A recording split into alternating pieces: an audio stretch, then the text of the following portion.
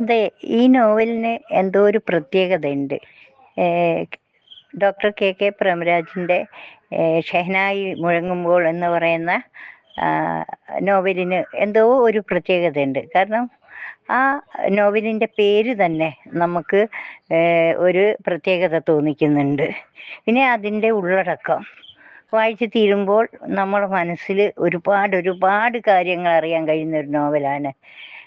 നമുക്ക് വായിച്ചാൽ വീണ്ടും വീണ്ടും അത് വായിക്കണം എന്ന ഒരു തോന്നിച്ചയാണ് എപ്പോഴും ഉണ്ടാകാറുള്ളത്.